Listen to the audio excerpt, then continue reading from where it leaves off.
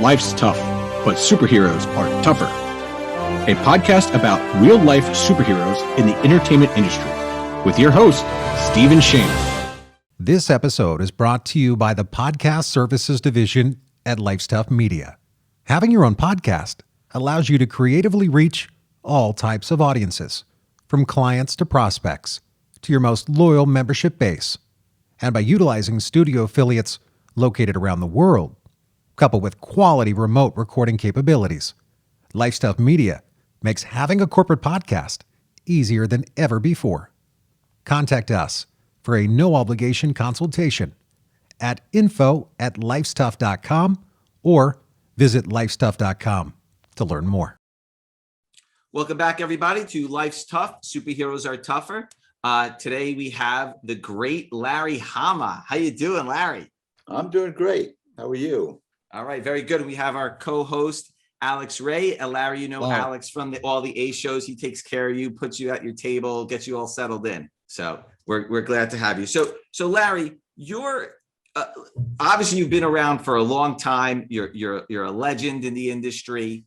But before we get started with that, I want to talk about your Facebook page, because I think you have one of the funniest Facebook pages you had a visitor there for a sec. I think you have one of the funniest Facebook pages that I've seen. Alex, I don't know if you're on Larry's Facebook page, but these are really, really funny. So, we get an unfiltered line into what you're thinking. When did you decide to start sort of post all of your feelings on Facebook for the world to see? What made you do that? I don't know. I had nothing better to do. Oh, come on, Larry. You're very insightful. You're very insightful on Facebook. The thing is, I write, I draw, and all the stuff that I do is fairly solitary. I haven't worked in an office in like 35 years or something. And up until fairly recently, I was working in a very tiny room. Right. Is that the room you work in right behind you? Well, this is our house in upstate New York, and I have a drawing table. Right. That's what I was gonna say. I saw the drawing table back there. Yeah, and I have guitars and I have amps. Right. So you're missing the interaction at the shows with the people. So you said, you know what? The hell with it. I'm going to put everything on Facebook for everybody. Well, no, it's just, I was also keeping in contact with, all of my friends and everybody in the business. It was an easy way to do that. And then I just started adding other, I realized, I can add like 5,000 people. I know, but listen, you have a lot got of filled up pretty quickly. Yeah, I bet. Well, you have a lot of very funny political statements that you make also. I mean, it's very entertaining. You're not just kind of putting normal stuff out there. You're putting out very funny political stuff too. Well, yeah. Well, that's resulted in my having to like unfriend and start filtering out the crazies. Block a lot of people. Yeah. I mean, Larry, I'm not trying to run an echo chamber. Right. I mean, I have friends who are conservative. I have friends who are like rabid communists. I have one friend who's a Catholic priest. I have a friend who's a Buddhist priest.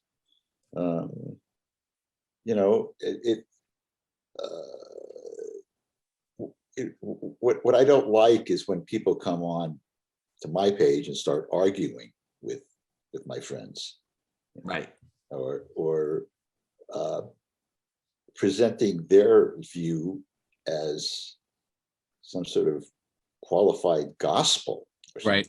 Do you get a lot of hate? You get a lot of hate emails. I would think that you would get some hate troll, some trolling and some hating. Well, I used to, but if people misbehave on my page, I just 86 them. I'm not, get the block hammer. Yeah, I'm not. Why should I have that in my life? Yeah. You know, why I hear should you. anybody, tolerate it? I mean, there are people that I understand on Facebook, there are people that love argumentation. Yeah. They like to stick the stick into the tiger cage to a degree. And I just find that kind of disturbing. Not something, I don't find that entertaining. Yeah. Right. So Larry, now let's go back a little bit. Let's talk about your career. Obviously, you've been in the industry forever. But before we kind of get into the nitty gritty of G.I. Joe and some of the stuff that you created over the years, you have an interesting life. How did you come to be at Marvel, working on G.I. Joe all the way back in the day when there weren't a lot of Asian American creators. There weren't a lot of people of color creating comic books. It was a very different industry when you started. So how did you come to be at the time? Well, I mean, I actually started out in the 60s in the undergrounds. I had a strip in Von Bodie's Gothic Blimp Works, which later got taken over by Trina Robbins and Kim Deitch. Legends. And Gothic Blimp Works was sort of like the Sunday funnies of the East Village Other. It was a tabloid size color comic supplement. And the artists and writers in it included like Trina Robbins, Kim Deitch, R. Crumb, Art Spiegelman, Spain Rodriguez, Wow. Jay Lynch, pretty much everybody that began the entire underground comics revolution, in New York before everybody packed up and moved to San Francisco.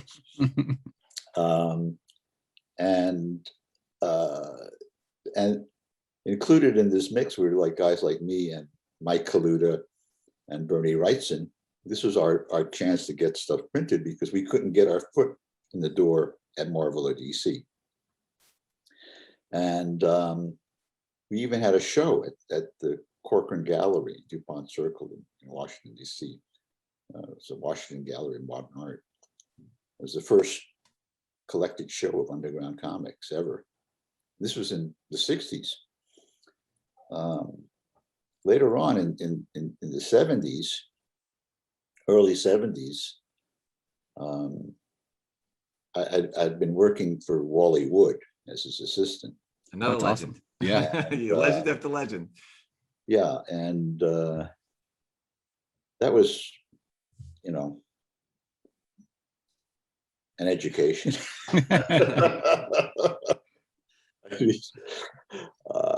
I was actually working for him for almost a month before I got up the courage to ask him if he could look at all the samples and drawings I've been doing, And he looked at me and he said, "Listen, I'll tell you when it stops sucking." That's a good line. That's a good line. And when did that day come? How quickly thereafter did that day come? Excuse me? When did your work stop sucking, according to Wally? Well, I don't think it ever stops sucking. Yeah. But, it's what I learned most from all these guys, is about how to fix the stuff in your head rather than, you draw it like this, and because I remember, I went to the High School of Art and Design in Manhattan, and my illustration teacher was Bernard Krigstein, was one of the most influential comic artists at EC Comics in the 50s and into the 60s. And he created almost every comic book storytelling trick there is. He was the first one that did cinematic sequences, like he did a story called The Master Race, which is should be a textbook, for how to do comics. And he had scenes where sequences where a guy was falling onto the subway tracks, and it was boom, boom, boom, boom, boom. 6 different frames, each showing the progression. He did one panel where a guy was standing on a platform, and a train pulls into the station behind him. And, in a still panel, he showed this by like repeating the heads. So he was like imitating frozen frames. And he was imitating the strobe effect that you see in movies. And he was my teacher. Wow. And he required us to hand in a sketchbook every week. He would like look at the sketchbook. And one week I handed in the sketchbook, and there was one sketch in it. And he said, Hama, there's only one sketch in your sketchbook. And I said, well, I worked on it all week. Do you accept that as an answer? Yeah, that was my answer. I worked on it all week. And he said, yeah, but it still sucks. Larry, you're getting a lot of sucking from your mentors.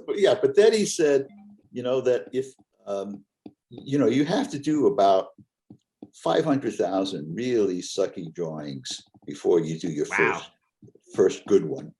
Wow. And if I were you, I'd get that first 500,000 out of the way as fast as I could. Perfect. That's a great story. Yeah, but it also hit me right between the eyes. Look, your stuff isn't precious. At this point, your stuff isn't precious.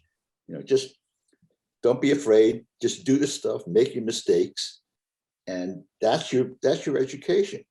If you never let yourself make a mistake, you don't learn anything.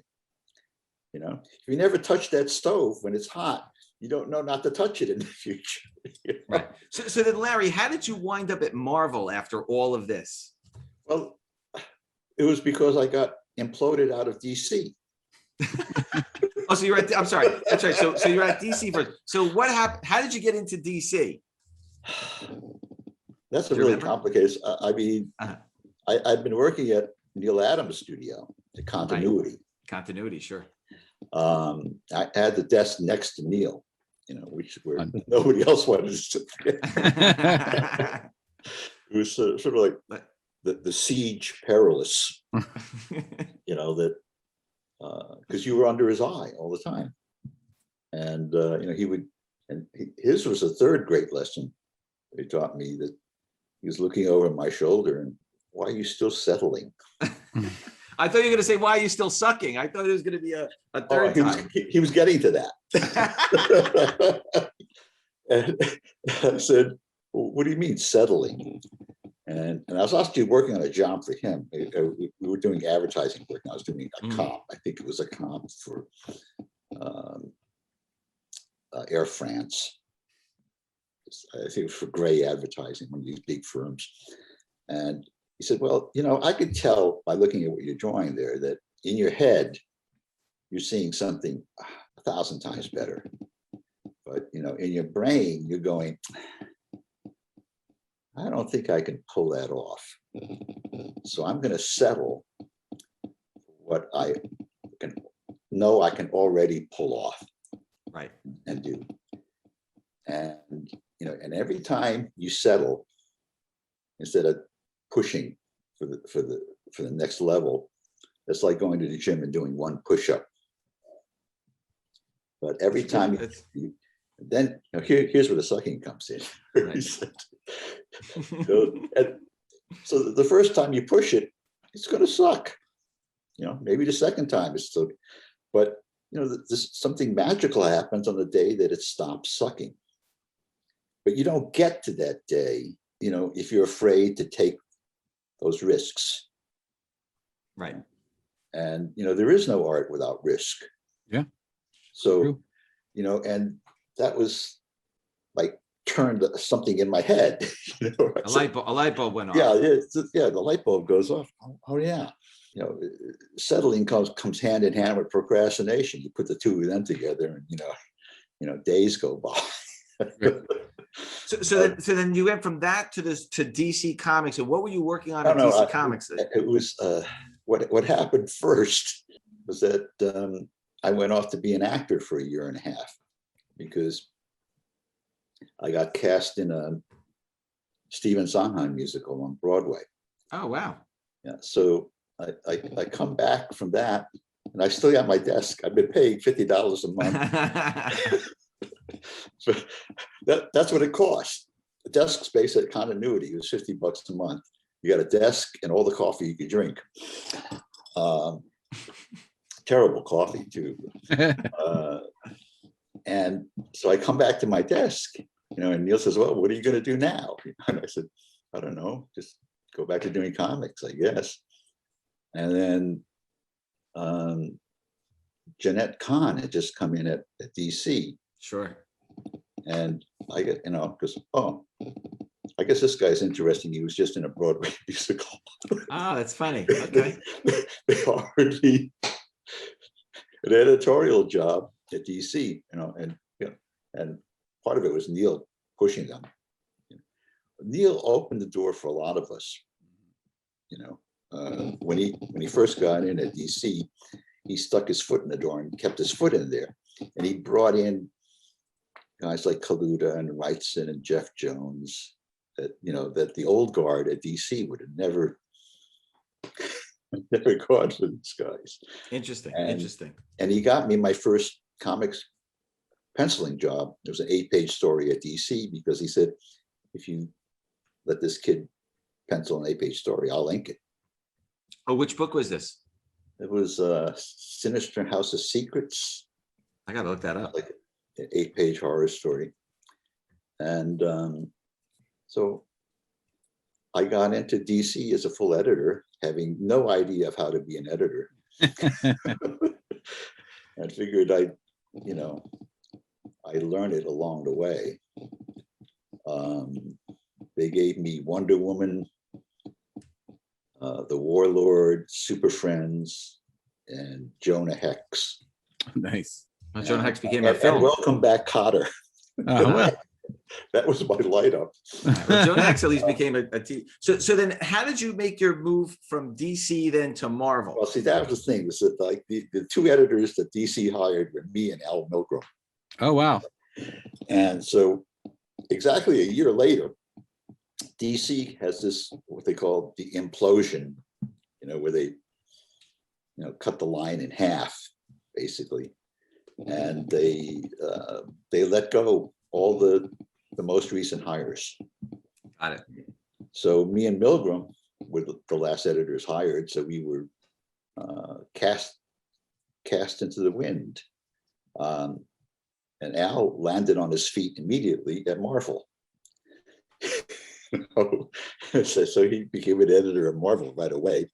And then about 2 months later, he calls me. He says, "Like, why don't you come over here? The water's really fine." Oh, that's great.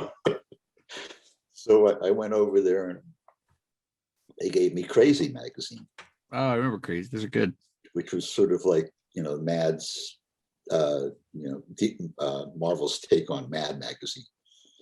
There were a bunch of these imitation competitors around at the time.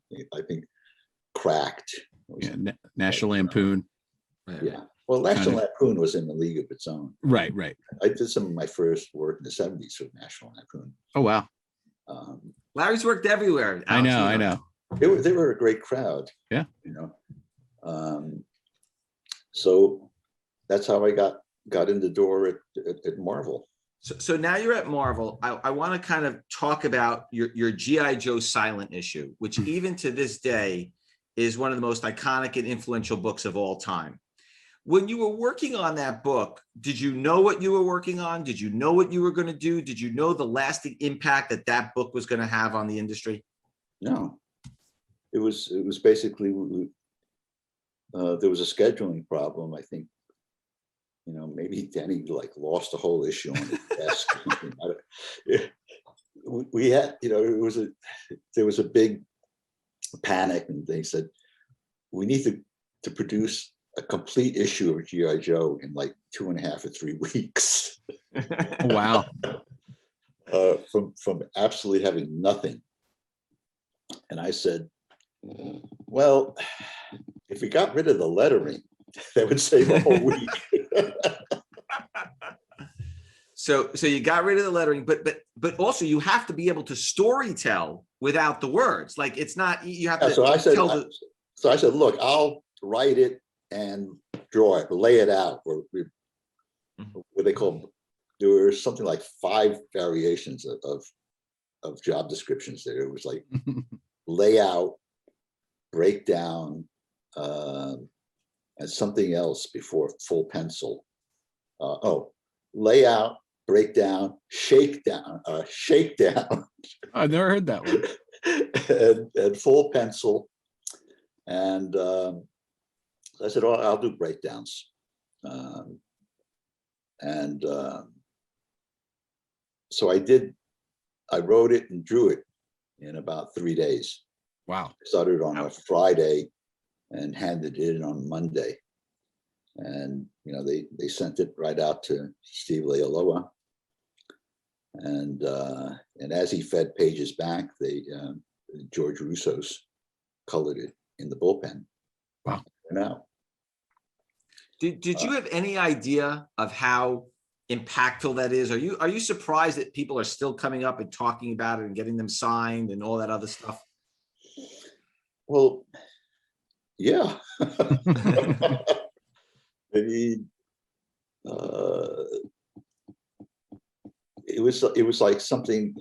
It wasn't like we were having some sort of brainstorm. We said, "Oh, let's come up with something revolutionary." It was, the necessity is the mother of invention. Yeah. We had to get it done. That was the only way we could to do it. But it wasn't. It doesn't hold the record for being the fastest comic ever done, I think. But I worked on that one too. Which book was that? It was a James Bond movie adaptation. The one about the ice skater, whatever her name was. All I remember about the story was that it had a Zamboni in it. Right.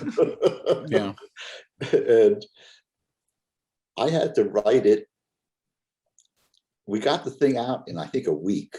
Wow. Oh my God. I wrote it. Howie Chaikin penciled it. Vinnie Coletta inked it, and it was, lettered and colored in-house on Wow. the run. Wow.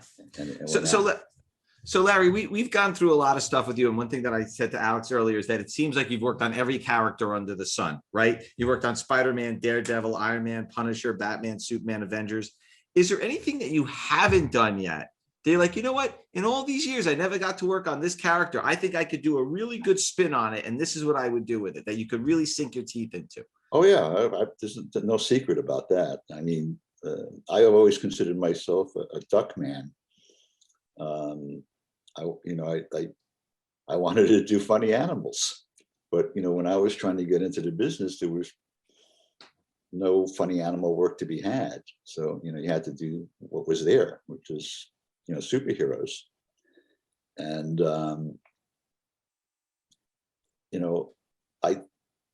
Carl Barks was I still have all the Uncle Scrooge comics I bought as a kid. Wow. They're like kind of tattered. Right. I'm not one loved, loved. For putting stuff in bags and anything. They've been well read.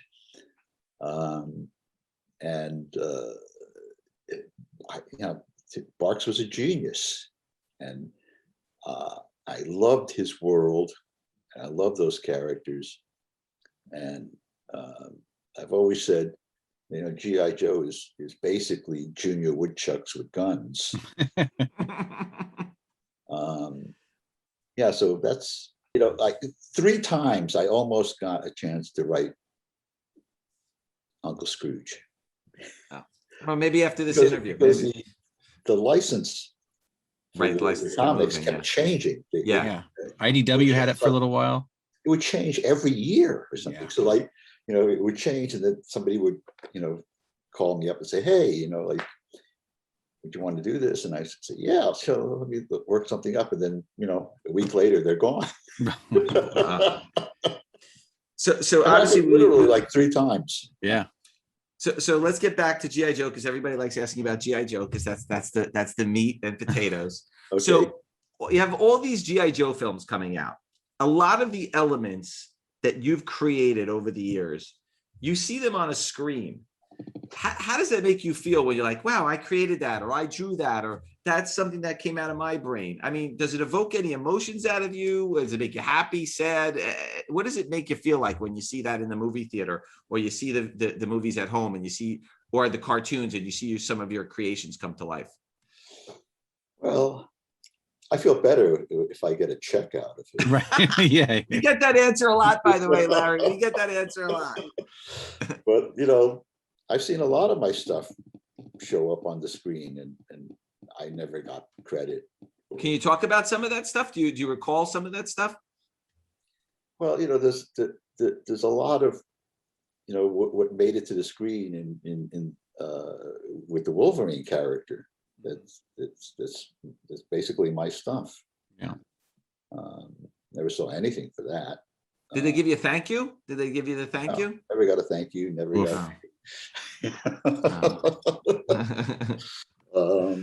Yeah, and I worked in development hell in Hollywood for a while, and so I would just crank. This is when they were paying for treatments. Mm-hmm.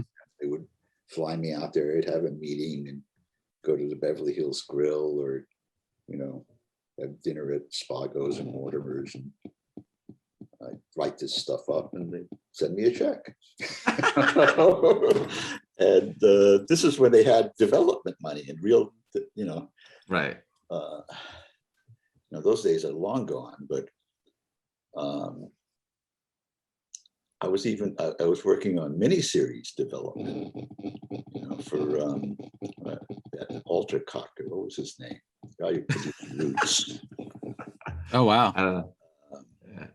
It'll come to me, but he was like, a big deal. Right. A miniseries producer. And I did one project for him called Project X. That was about this teenage boy astronomer who discovers this asteroid heading towards the Earth. And he gets on the cover of Time magazine, and everyone's struggling to figure out how to deal with this asteroid on a collision course. And they get all these deep sea, oil rig drillers, and they send them up in a space shuttle to land on the asteroid and bore into the asteroid. That actually sounds pretty good. I think you should have released that. I worked that out as like a 6 or 8 episode miniseries, and I wrote this whole thing. It went into the shoot, never got made. A bunch of years later, like 2 movies came out. Right, Armageddon. That's like the main thing of Armageddon is yeah, and deep sea oil drillers. But I called the guy, and he said, well, look, there's not, when you write these treatments and they just go around, and everybody reads them and they enter people's psyche, subconscious. You can't. There's no way to undo that. All you're doing is making lawyers rich. Right. So what can you do? So Larry, you're obviously an Asian American. We have ShangChi coming out. I do see your posts on Facebook where you talk about the crimes against Asians. Talk a little bit about, because I do see your posts, and they are very serious on Facebook, about the hate crimes against Asian Americans, and then also contrast that with the fact that ShangChi is coming out, and how you think that's going to help, or how that makes you feel, both sides of that coin, which is some of your Facebook posts, which we've seen on the racist hate, and then the film that's about to come out in September. I don't think there's any relationship, because it's look, we all know it's very possible for the racists to like compartmentalize. Mm-hmm. They can love all these African American basketball players and football players and baseball players and entertainers, but they don't want one living next to them. Right. Right. It's I see that applying to the whole Asian situation too. Mhm. So what if there's like, you know, this supposed breakthrough? Right. People don't seem to realize that one of the first Hollywood romantic heartthrobs ever, before Valentino, was Sessue Hayakawa. Hmm. I mean, look it up. He was like one of the highest paid actors, movie actors in the world. And, he had women swooning over him, right? So, and then he was gone, right? And there wasn't anything between him and what's happening now. Right. You have to, you have to think that that's some sort of suppression on some level, and some sort of bad reaction, and it's disheartening because like every time there seems to be any sort of advancement, there's pushback, and it's happening right. Look, the verdict on Chauvin wasn't even in for like half an hour before there was pushback from the hard right. What's gained? Right. One step forward, two steps back. Yeah, because until the pushback can be negated to a degree, it's very hard to make any sort of advancement. Have you found yourself dealing with any of that directly? Like, have you felt it yourself, over your work in the comics industry or in general? I found comics to be incredibly open and fair. Much more so than advertising. Everything else I've tried to do. Because in comics, they don't care if you're black, white, or purple. If you can draw the stuff or write the stuff, you're right in there. That's true. The comic book industry in general has a very international flavor. It actually runs more. What I've noticed is that a certain style gets hot and then they go to that country and it doesn't matter what it is. And then they start recruiting all the local artists because they draw in that style.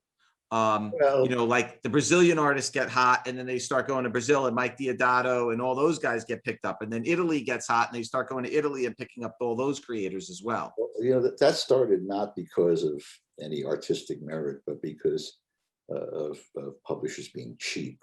Yeah, it's true.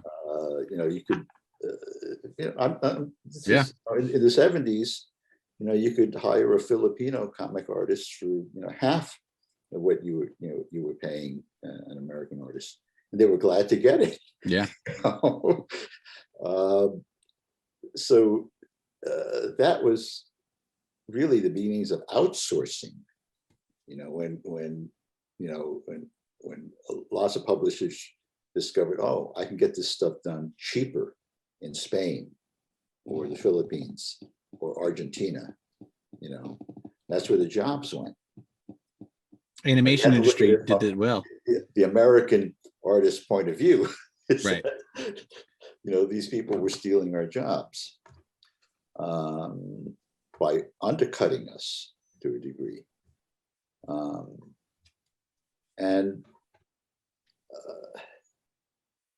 I think it brought in whole different types of styles, but it also it meant that, for instance, in the 70s, they would bring in these incredibly prolific and talented Spanish artists who could draw human figures beautifully, right? But they couldn't do the acting. Mm. There was like, everybody was so beautiful and so perfect. There was no, you know, and so if you look at all those stories now, they seem really bland, you know. And what the Americans were good at, it was more cartoony, but it was like, you know, Jack Kirby, you know, in your face. Yeah. You know? And those were the artists that became, you know, popular on the American side. So I Larry, lost track of the question. No, that's okay. That's okay. No, That's it. Yeah. It's okay. You answered it. So somebody like Gal Gadot is a real source of pride of Israel. She's a national treasure. Talk a little bit about the Shang-Chi film and what you feel like that means to the Asian American community to have sort of a superhero to call their own. I think it's huge, you know, and especially that you're finally getting some Asian male actors in there. You know, I mean, the thing was, it was for decades, it was totally skewed. You know, it was okay for good-looking Asian females to be on screen, but you never saw Asian guys. You know, if you saw an Asian guy, it was like, you know, a funny character, or, you know, the busboy, computer nerd type the deal. Computer nerd, the medical examiner. Yeah. You know, I've been in the Screen Actors Guild since 1976, and I know a lot of Asian actors. I know pretty much every Asian actor around, and you know, they all had in their closets, you know, hospital scrubs, Right? You know, a waiter's outfit, you know, all the stuff, you know, because that's all they could be expected to ever do. Since 1976, when I first joined the union, I've never played anything but a bad guy. So, you know, that's kind of disheartening. Right. Well, you got a superhero coming in September, and it's going to be big. It's going to be big. So, Yeah, so to sort of, I'm very happy and looking forward to it. Yeah. So in closing tonight, Larry, what we also always like to ask everybody is, in everybody's life outside of your, you know, your family circle, and I know that Kip, your son-in-law, who's a good buddy of mine, I know he's one of your I know he's one of your superheroes. So I'll let him know that you said that.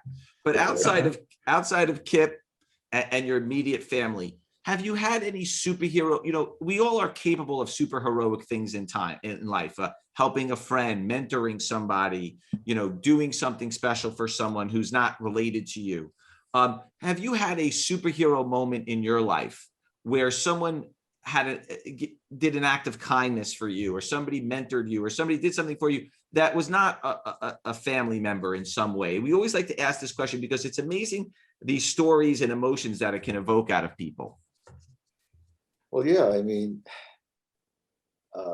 I had help every step of the way. You know, people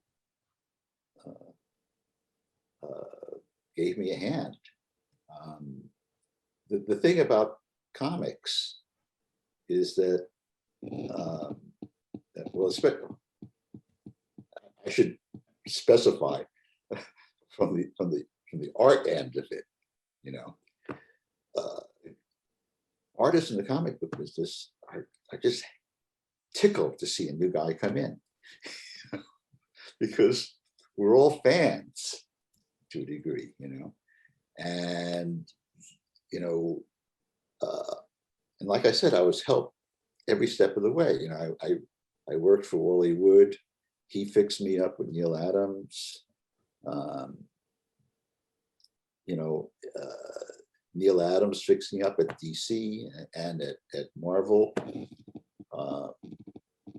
It's all this circle of that, you know, and I've never seen any of this sort of weird backbiting that goes on with the comics writers. seen some.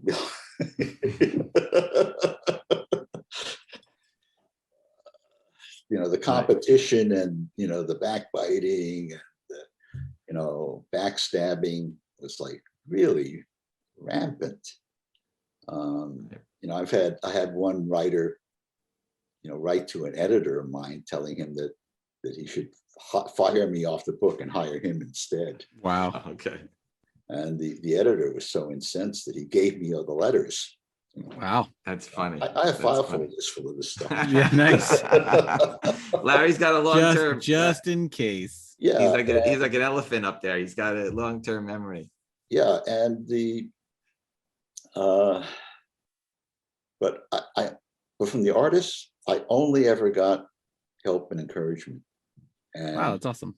And the only thing, and for the most part, what all they want is for you to just pass it along.